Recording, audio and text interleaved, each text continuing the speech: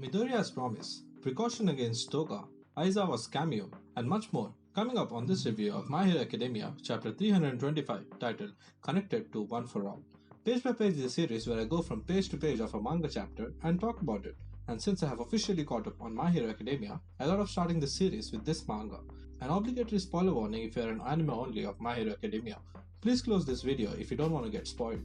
And before I start this video, if you enjoy it, don't forget to leave a like as it helps me get this video to reach out to more people. And if you like what you're seeing, do subscribe. I try to post at least one video every week, so hit the notification bell if you don't want to miss out on any videos. With that out of the way, here's page by page My Hero Academia chapter 325.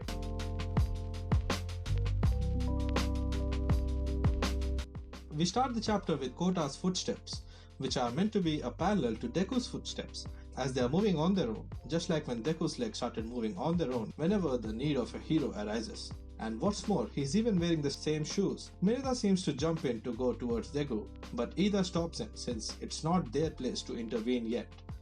The mutant lady and Kota rush to Deku as he is on his knees. Kota immediately apologizes that he was so scared that he couldn't move, but seeing the mutant lady defend Deku like that, he knew that he had to go to become someone like Deku. This panel of Kota crying is very similar to the panel when Midoriya tried to save Bakugo from the slime monster, and the mutant lady whose name we still don't know for some reason. I mean, I would expect at least to know her name for the screen time that she is getting. She picks Deku up and thanks him for saving her that time. Now, I don't know if it's a translation error or something, but she even calls Deku a crybaby hero, which has to be a reference to Takemichi Hanagaki from Tokyo Revengers.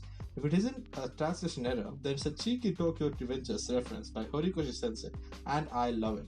In the next page, we see the star-headed character take a stance for Deku, saying that instead of blaming all the time, they should at least listen to them for once. And right now, UA is the only place where he can rest with all the security intact. And on top of it, Deku won't be staying here forever. He just needs some time to recover his strength and then hopefully head out straight to fight against the villains.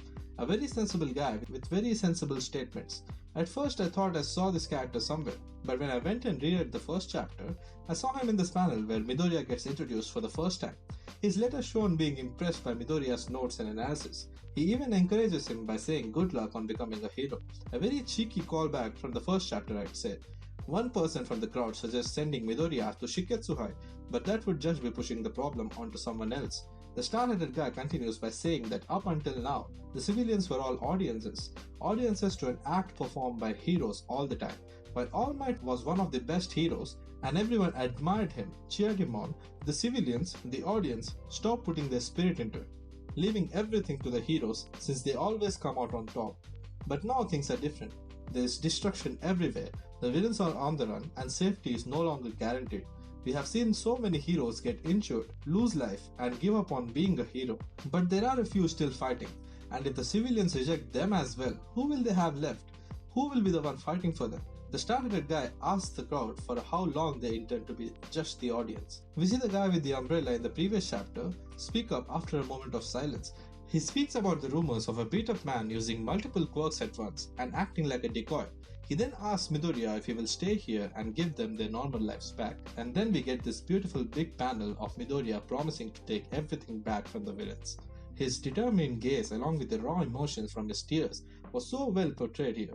Safe to say that Midoriya is back to his normal self and will do everything in his power to bring the smile back onto the people that he cares about. In the next page, we see Ectoplasm meeting Shoto, Endeavor, and Hawks. He asks them to come inside UA as now things have settled down.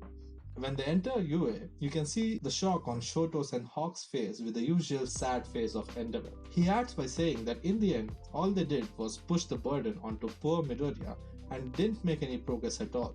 Hawks corrects him by saying that they indeed made progress by taking a step in the right direction, right here at UA, as according to him, One for All is people's heart joining together as one. Though limited to the One for All users, that concept can be applied to others as well. As Hawks draws these connections from All Might to Midoriya to his classmates and Uraviti connecting Deku to everyone who was protesting against him, making them think of Deku as a person. And if this sort of thinking can be expanded to many other people, where they would think of each other, a bright future awaits where everyone can laugh and enjoy again. and we are shown this beautiful panel of everyone surrounding Deku. Some details in this panel being Kaminari slapping Bakugo on the back, maybe because he was talking roughly with a civilian. It was quite funny. Of course, Inko crying beside Midoriya, and the All Might t-shirt guy providing an umbrella to Deku. We don't even know this guy's name, and he has already given more support to Deku when compared to his father. Also, this lady giving umbrella to Yaoyorozu, as if she can't create one on her own. Kota and Mineta were looking almost same here. Can't believe that one is a student at UA. Seeing all this, Shoto tells Endeavor that they are gonna do all this together, and we get a quick flash panel of Toya, very similar to the Toga panel in the previous chapter. It portrays that they still have these characters at the back of their mind while saying those words. Looking at Endeavor's character, he might die in the process of saying Toya, thus redeeming himself as a character once again in front of Shoto, and Shoto might give Toya the finishing blow. I can't wait for the clash of these two and Toya. And in the next page, we finally see Aizawa Sensei's face. He looks badass as ever, but that eye patch takes it to another level. Nezu asks him how his leg is doing, now that he has a mechanical foot attached, since he had to cut it in the last major battle to stop the spread of the drug. He says that it's good, but not as robust as Mirko, so we can expect some sort of mobility in this new version of Aizawa Sensei, and I can't wait to see him back on the battlegrounds. He even mentions Mirko as there's a fair chance that we can see her in full action again. She, along with Aizawa, were dealt a lot of damage, losing organs and limbs in the previous battle. Hope they can make a great comeback, especially Mirko. Nezu even asks about Kurogiri. Seems like they have been questioning him since then, but there hasn't been any fruitful outcome. While we were thinking whether Kurogiri has escaped from Tartarus after the villain's outbreak, apparently he was moved right after the conversation with Present Mike and Aizawa, so there is some hope of seeing Shirakumo back again, even though the chances are pretty slim. And then in the next page, Aizawa asks an odd question regarding Toga. UA has taken no half measures when it comes to strengthening their defense. They even have taken measures against Toga's shape-shifting abilities by having the evacuees inside the campus after a certain amount of time has passed, so as to counter Toga's abilities' time constraints. Here's the interesting part. We immediately see All Might in the next panel with a very different expression. There is a theory going around that this could be Toga impersonating All Might, but I don't think that's true. We last see All Might with Stain in the background. There must be some sort of conversation between these two, which might have made All Might take some steps alone like he used to back when he had One for All. It's quite sad seeing All Might all alone in this pouring rain, while on the contrast, Deku is surrounded by all these people. Not only the torch has been passed on, but it seems like the current worries are forgotten for a moment. We don't know what All Might has been doing all this time while in the background. I just hope it doesn't end up bad for him. We do know the future that Night Eye saw, where All Might dies in a cruelsome way, and looks like we may be nearing that. In his current state, All Might is more or less weaker than a civilian, given that he is quirkless. Quite worried about him. The chapter ends with this panel of All Might looking away. This was a great chapter, especially compared to the last one, which I personally didn't like. Speaking of the last chapter, I actually didn't upload the video for it. I had the script and the thumbnail ready, but I was not finding a motivation to complete the video edit for it.